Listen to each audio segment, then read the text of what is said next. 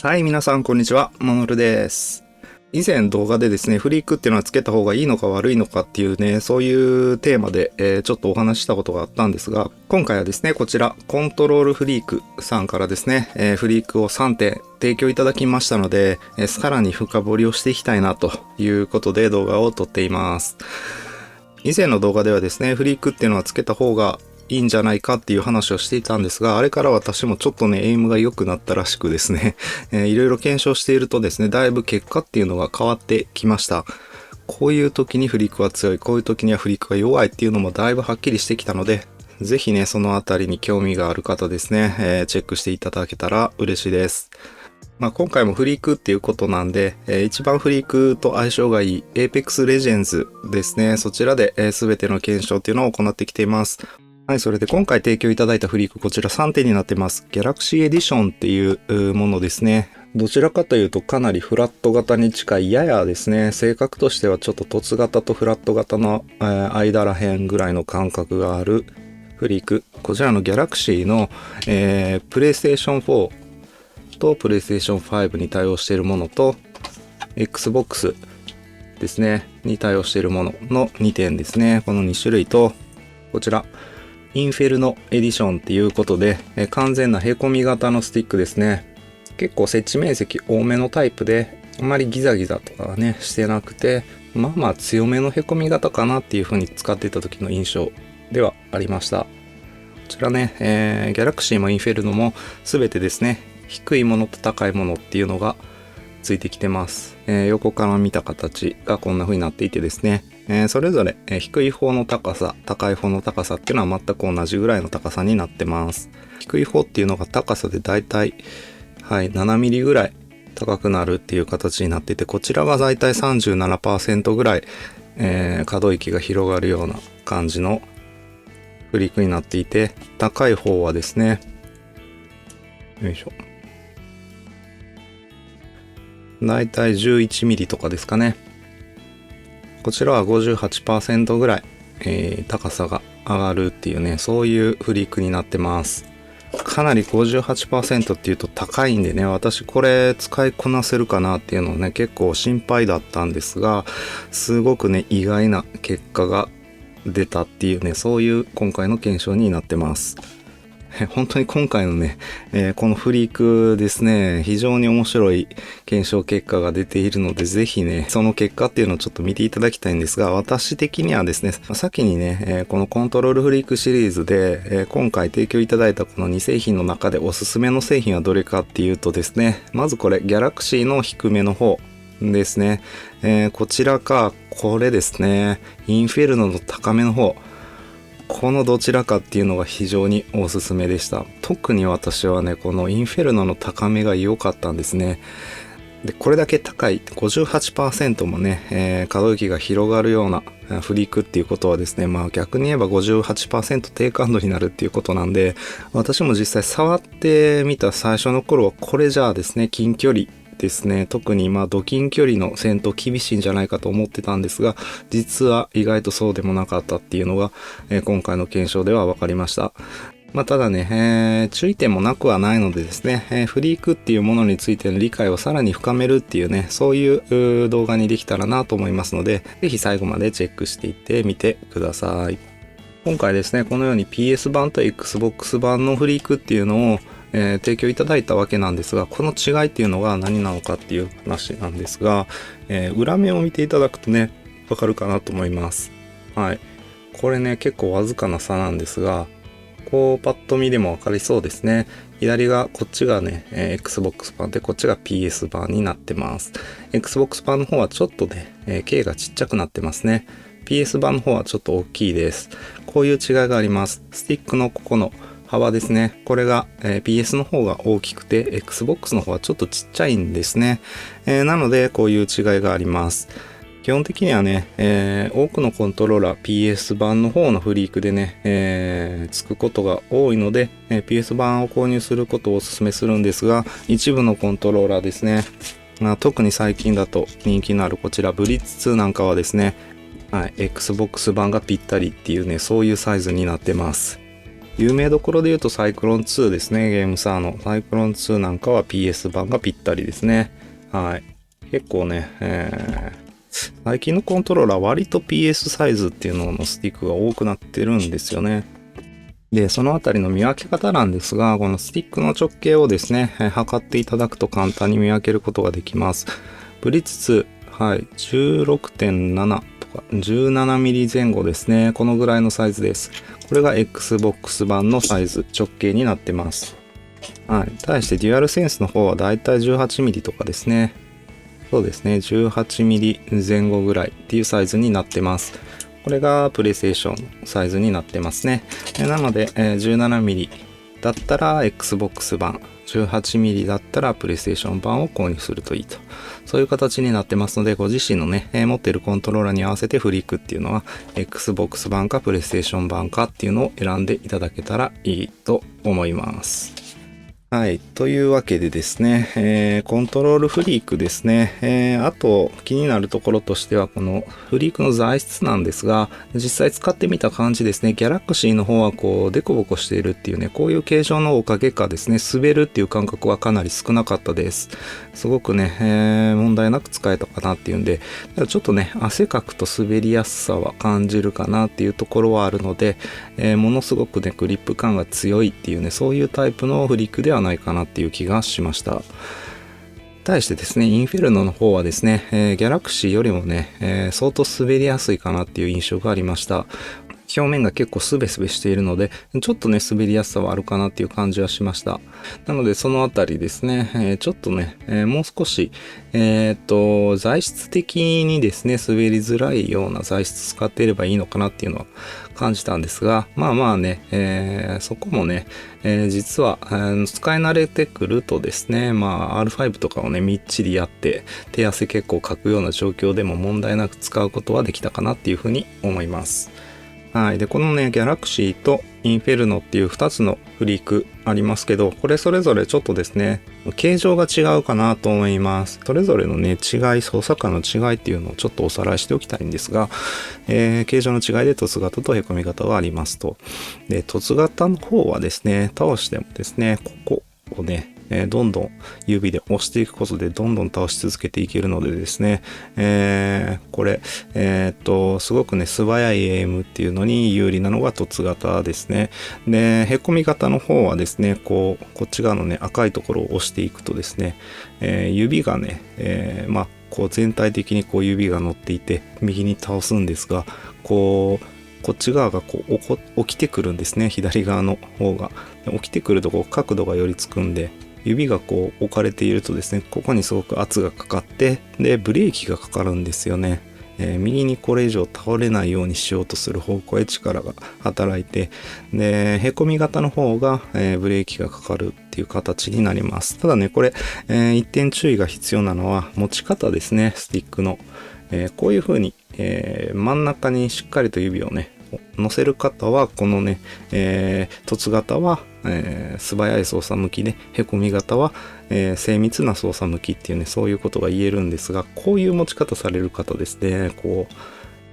うなんていうんですかね、スティックの端っこの方をこう持って操作される方っていうのは全く逆になってきますね。凹み型の方が、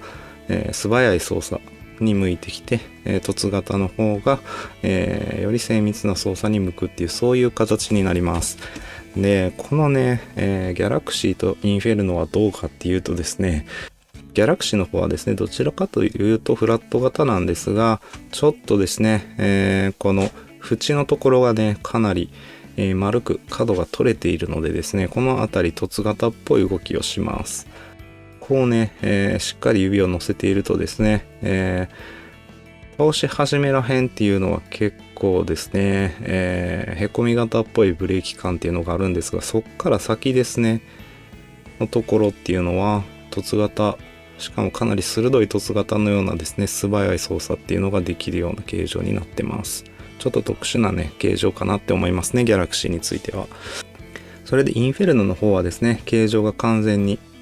へこみ型になってます。角のところっていうのもそこまでね、結構ここのエッジが立っているのでですね、このね、側面触れることっていうのはほとんどなくてですね、持ち方にもよるんですけど、ほとんどへこみ型としての操作っていう形になるかなと思います。はい。なんでかなりこれはね、精密な M 向きっていう感じでね、細かい操作に向いているのがインフェルノですね。はい。で、続いてですね、コントロールフリークのようなフリークをつけるとですね、スティックの高さっていうのがですね、ちょっと高くなります。今これ、デュアルセンス H のスティックですね、このぐらいの高さなんですが、例えばですね、低い方のギャラクシーをつけてみます。はい。するとこのぐらいの高さになって、すごく高くなりますね。上から見るとですね、こんだけ倒れるようになります。こんな感じですね。こっち側はこうですね。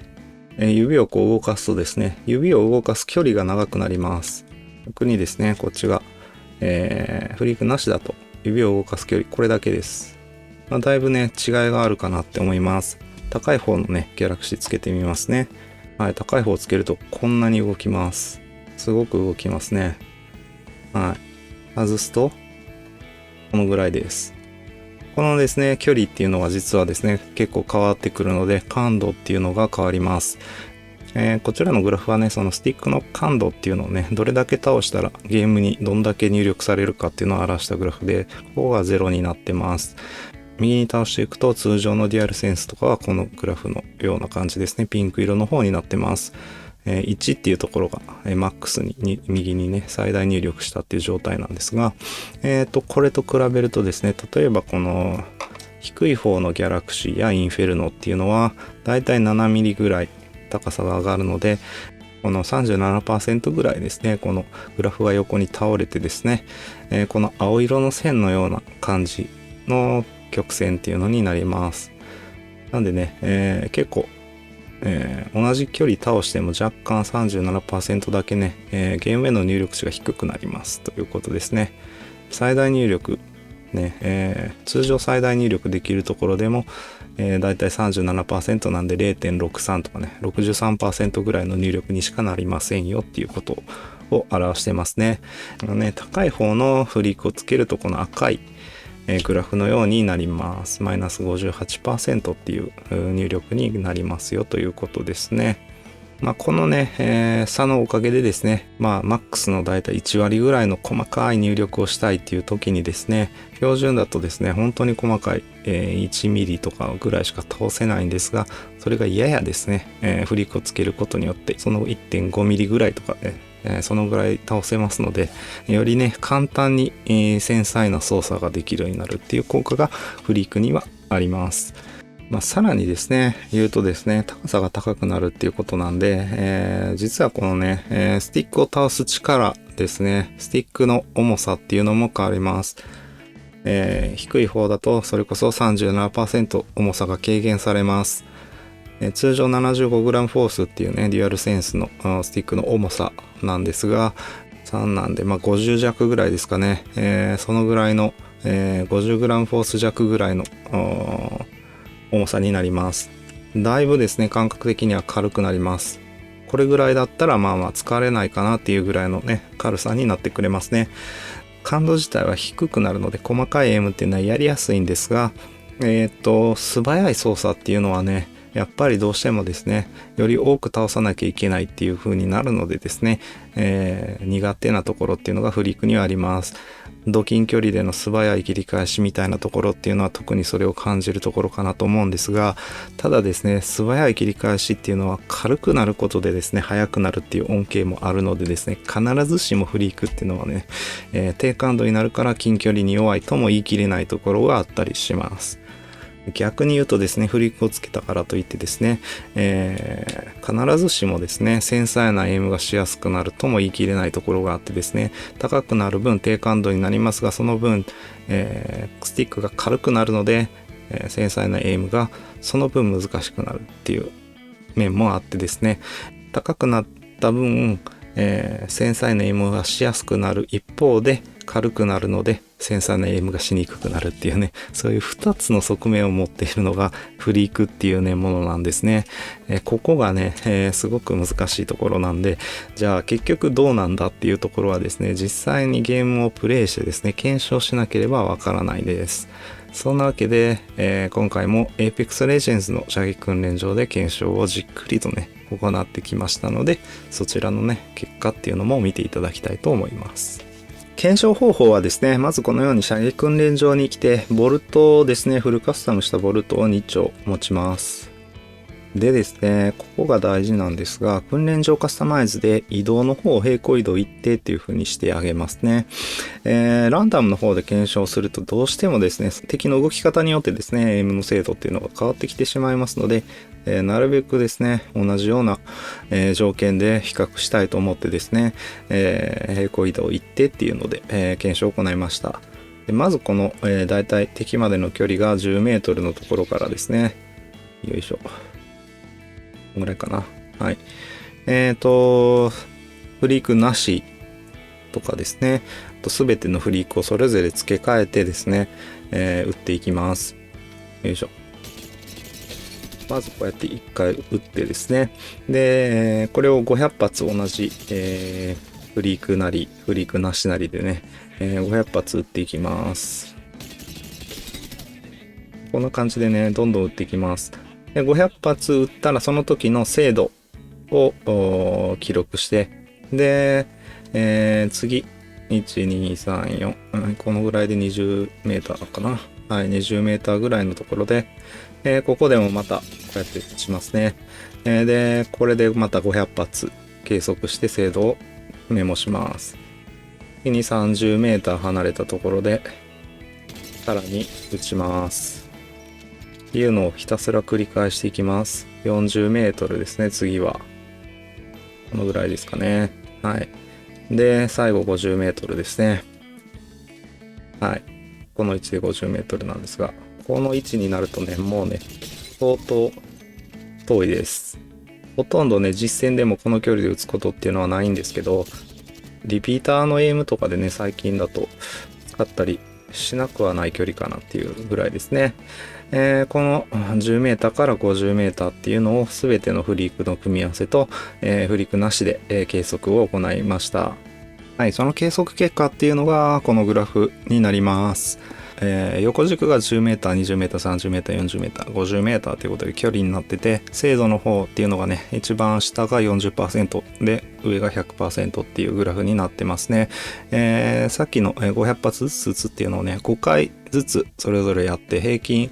を取っているグラフになります。なのでね、相当試行回数多いと思うので、それなりにね、それぞれのフリークとかのね、傾向っていうのは出ているかなというふうに思いますね。まずね、10m から見ていきたいんですが、ここはね、ほとんど差はなかったですが、ややフリークありの方がね、精度は高かったです。10m っていうとですね、まあ、ギリ腰打ちをするかしないかぐらいの距離かなと思いますが、基本 ADS でね、計測してます。近距離でもね、やっぱりあ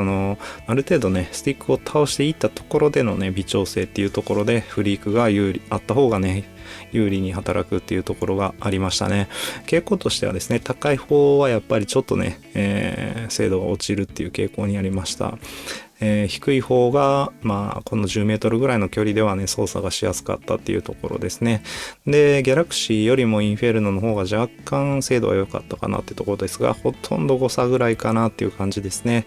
まあ、総じてフリークの短い方が10メートルは有利でしたっていうところです。20メートルになるとだいぶ傾向変わってですね、今度は高い方が有利になってます。こちらでもインフェルノの方がですね、全体的に傾向としては精度が良かったです。30メートルになるとさらに傾向変わってですね、ギャラクシーの方がね、高くてもちょっと精度が出せなかったっていう感じですね。インフェルノの方がやっぱり精度は良かったです。これがへこみ型のね、威力っていう感じですね。非常にね、へこみ型っていうのはですね、やっぱり精度が上がりやすいです。40メートルになってくるとギャラクシーの高い方っていうのはほとんどフリークなしと変わらないかちょっと悪いぐらいの結果になってしまってますが、これはですね、おそらくこのスティックの形状に原因があるかなと思いますね。40メートルのこのエイムだとちょうどこのね、デコボコしたところあたりを使うことになってってですね、ちょっとね、うまく精度を出すのに苦労しました。なぜか難しいっていうね、そういう感覚があったのが、この40メートルのギャラクシーの高い方のエイムでしたね。なのでね、私はこれがね、ちょっと気になったんで、ギャラクシーに関してはね、低い方がいいかなっていう感覚がね、ありました。はい。で、まあ 40m、50m とね、まあそれぞれですね、やっぱりインフェルノの方が精度は高かったということです。インフェルノのね、この高い方が総じてね、結果は良かったんですけど、じゃあ、もっとね、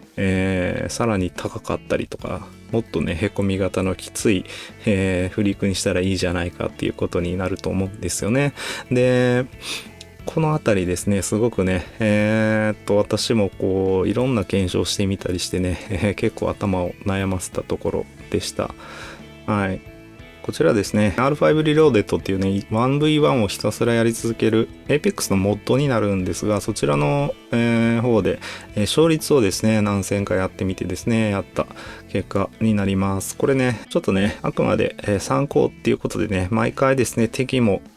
参加しているね、他の人たちのスキルのレベルとかも違ったりするんで、なかなかね、これが、完璧な検証とは言い切れないところはあるんですが、傾向としてですね、確かにこういうね、勝率だったっていうかね、実際にこう R5 で触っていてですね、こういう傾向があったっていうのははっきりとね、私も感じたところがあったのでですね、これが非常にね、わかりやすいかなというふうに思いますね。左側の方は精度じゃなくて、これ勝率ですね。何パーセント、買ったかっていうね、そういうものになってます。で、これを見るとですね、フリークなしが 50% ぐらいで一番勝率が良かったです。これを見るとね、なるほどと。やっぱりフリークはない方がいいんじゃないかってことには なったりするかもしれないんですが、そこはやっぱりですね、この 10m から 50m っていうところの精度っていうのはね、圧倒的に他の方がいいのでですね、必ずしもですね、これを見てね、フリークなしがいいとも言い切れないかなというふうに思いますね。だいぶね、私も昔に比べたらエイムは良くなってきたかなっていうふうには思うんですけど、それでもですね、どうしても微妙なね、微調整のところっていうのはですね、フリークがあった方が良くはなると。で、距離が離れれば離れるほどですね、やっぱりですね、ミスっていうのが出てきます。そのミスがね、少なくなるんですよね。特にインフェルノの高い方とかですね。で、これがですね、結構大きくてですね、より簡単にエイムができるようになるっていうところのメリットっていうのはやっぱりですね、フリークがあると大きいかなっていうふうに感じます。なんでね、これね、要はですね、この超近距離ですね、R5 リローデッドの 1v1 っていうのは10メートル未満みたいなですね、相当近距離の戦いっていうのが多く含まれてきます。そういったところではフリークなしの方が強いです。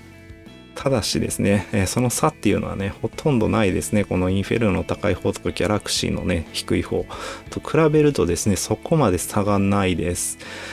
ランクマッチとかね、カジュアルとかですね、そういうですね、まあバトロワではね、どっちが強いかって言われると、私は正直言ってですね、このインフェルノの高い方とかギャラクシーのローですね、この2つがね、非常にバランスが良くて、良かったかなっていう風に感じました。特にね、ランクとかはね、10m、20m、この中距離あたり、20m あたりの中距離戦で削り切ることっていうのが意外と多いです。ここで強いっていうのはかなり重要でですね、ただですね、完全な近距離戦に移る前にですね、この 10m、20m、30m あたりでしっかり削って相手を不利な状況にしてからですね、近距離戦をすることでですね、単純なこの R5 のエイムのね、勝率をね、逆転するっていうことは十分にあるかなと思います。なので、このあたりですね、ランクマッチで遊ぶならっていう条件付きにはなりますが、個人的にはね、このギャラクシーの低い方か、インフェルノの高い方、この2つっていうのがめちゃめちゃ強いかなって思いました。まあそんなわけでですね、フリークをね、つけた方がいいかどうかっていうことに関してはですね、結構複雑でですね、必ずしもこうだっていうね、はっきりした答えっていうのは出しづらいところがやっぱりあるかなと思いますが、割とですね、ストリーマーさんとかで一番有名な方とかもですね、フリークはつけてないけど、スティックの高さ高くしているね、高い方のロング型使ってたりされる方とかね、いらっしゃったりしてですね、実はですね、このデュアルセンスとかのね、標準のスティックの高さっていうのはちょっと低すぎるんじゃないかってね、私はちょっと思ったり、するんですよね。なんで、フリークとかをね、つけたり、まあロング型のね、スティックに変えられるものに関してはロングでもいいとは思うんですけど、そういったね、ちょっと高くしてあげるっていうのはすごく効果的なのと、あとはですね、意外な発見として、このね、インフェルノの高い方っていうのはめちゃめちゃ強いフリークですっていうね、そういうところが分かりましたっていうのが今回の検証結果になります。まあ、あくまでね、これは私の場合っていうところではあるんですが、じゃあね、この動画をね、ご覧いただいているですね、皆さんの場合にはどうなのかっていう話なんですが、例えばですが、このね、フリークなしのもので、こうね、10、20、30、40、50ってね、この、それぞれの距離で命中精度測っていただいたりなんかして、自分の傾向が例えばですね、かなりこのね、グラフよりも右肩下がりな傾向があるとかだったらですね、確実にフリークの、効果は高く出ると思います。逆にですね、中遠距離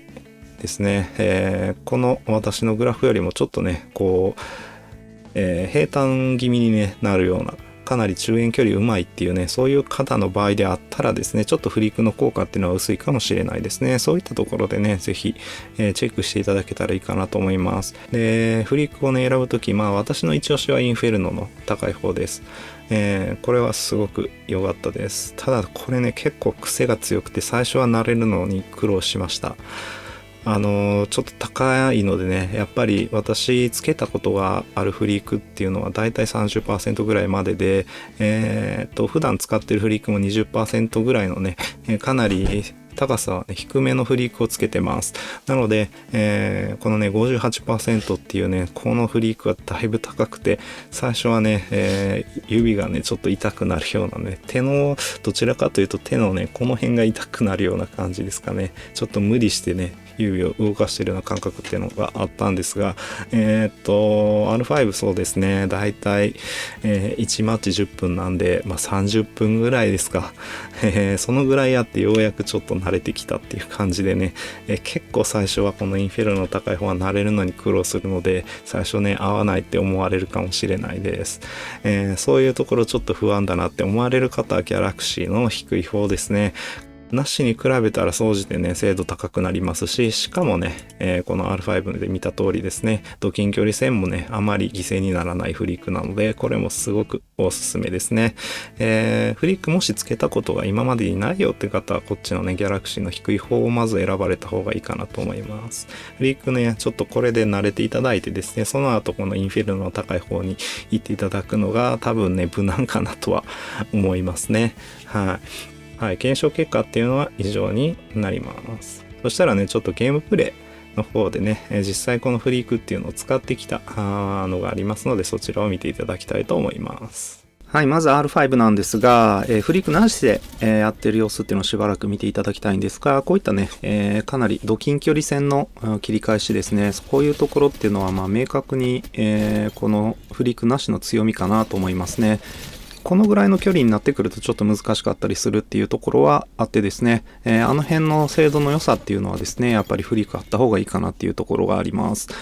まあ、とにかくこういうね、近距離の OEM とかですね、に関してはやっぱりですね、フリークつけない方が強いっていうのは間違いないかなと思います。じゃあ果たしてこれぐらいの距離のね戦闘がどれぐらいランクとかであるかっていう話もあったりしますね。もちろんね理想を言えばフリークなしで中遠距離もカバーできるっていうのが一番いいんですが、なかなかね、私のスキルではそうもいかないっていうところがあります。でこっからが、インフェルノの高い方のフリークをつけたプレイの様子になります。こんな感じでね、ド近距離の切り返しちょっとね遅れるかなっていう感覚がありますが、相手の動きがちょっとシンプルなね動きになってくるとですね、そのデメリットっていうのもちょっとね和らいでいくのかなっていうところがあります。でこの距離ですね、こういうね距離は本当に強いです。はい、ああいうね、比較的シンプルなレレレの動きにはね、かなりインフェルノでも追っていけるっていうところで、必ずしもド近距離が弱いってわけでもないですね。相当複雑な難しい動きをされた時だけ、厳しいかなっていう感じでした。でここからがですね、開幕ランクになります。こういうですね、かなり遠距離のトリプルテイクみたいなエイムっていうのはものすごくやりやすいですね。やっぱりこのねフリーク、かなり高めのフリークを使うと相当ですね思い通りに当てていけるかなっていう気がしましたね。なんならヘッションをね積極的に狙っていったりっていうこともできました。またね、やっぱりですね、こういう、なんていうんですかね、微妙に離れた距離のエイムっていうのがランクではどうしても多くなってくるかなと思います。そういうところのね、エイムっていうのも良くなるので、そこがね、明確に良くてですね、ランクマッチではさすがに、インフェルノとかね、フリークつけた方が強いかなっていう感じがしました。今マークスマン環境でね G7 とかリピーターを持たれる方多くなってるかなと思います。そんな中でね、こういった中遠距離に強いフリークをつけるっていうのは一つね、環境的にも合ってるのかなっていうふうに思いますね。すごくねこういうアンチ際で戦闘してて相手をなるべく抑えたい時とかはねすごくリピーターが威力を発揮してくれましたね。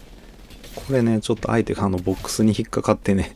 OEM できなかったんですが、OEM もね、この後も見ていただきますが、しっかりとね、近距離でも追っていけるっていうのも分かりましたので、私はね、もうこのインフェルノの高い方のフリークが相当合ってるのかなっていう気がします。ちょっとここね、まだね、いまいち慣れてないところでね、しっかり近距離 OEM ができてなかったりもしましたが、あのあたりもね、慣れていけばね、相当強くなれるんじゃないかなと思います。そのあたりは R5 ではね、しっかり終えているので、あとはランクでね、しっかりと、慣らしていくっていうね、必要はやっぱりあるかなっていうところで、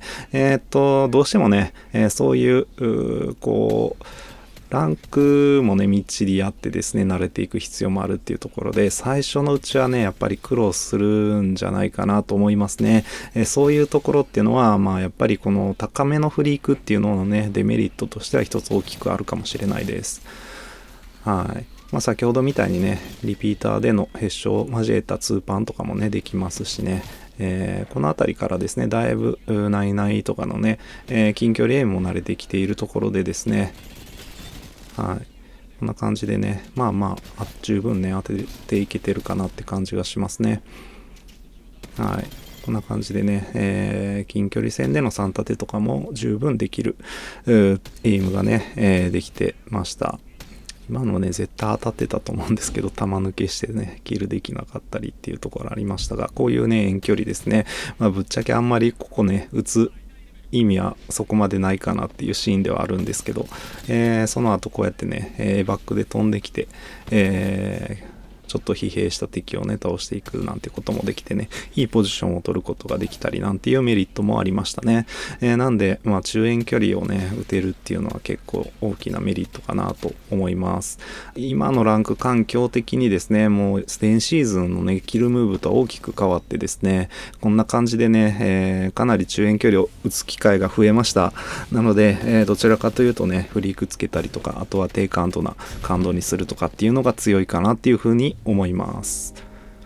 はい、以上ですね、コントロールフリークのレビューをしてきましたが、いかがだったでしょうか。今回もですね、概要欄の方に、商品へのリンクっていうのを貼っておきますので、ぜひそちらからチェックしてみてください。特別コラボクーポンっていうのもありますので、そちらを使用してね、購入していただければ 10% オフにもなるっていうね、ことなので、ぜひそちらもね、利用してみてください。今回ですね、私のエイムもですね、以前のフリークの時からちょっとね、改善されているっていうのが検証で分かったりしてね、ちょっと嬉しかったりしたんですが、すごく驚きの結果っていうのが、このね、インフェルノの高い方がすごく良かったっていうところで、ちょっとね、これだけいいとですね、これをしばらく使っていこうかなって思うようになりました。ランク回してても明らかにエイムが良くなった感じがしてですね、私はね、43リニアのデッドゾーンなしっていうことでやっててですね、スコープ詳細感度とかも設定してないんですが、より感度の高いものとかでね、41とか42リニアで使われてる方もですね、きっとフリークっていうのはね、効果が出るものなんじゃないかなと思います。ちょっとね、最近感度下げるのが流行っていたりしてね、その場合どうなるかっていうのは私もちょっとね、わからないところではあるんですけど、43リニアでもね、全然ね、感度下げずにこれなら使っていけるかなっていう感じがしますね。特にですね、Apex Legends のようにですね、OEM が重要なゲームっていうのはですね、すごくね、感度を低めに設定するとかですね、OEM しやすいようにこういったフリーク使うっていうのが効果的だと思いますので、皆さんもね、よかったらお試しいただけたらいいかなっていうふうに思います。はい。またですね、今回の動画参考になったと思ったらですね、高評価とチャンネル登録の方もぜひよろしくお願いいたします。はい。以上、モノルでした。また次回の動画でお会いしましょう。バイバイ。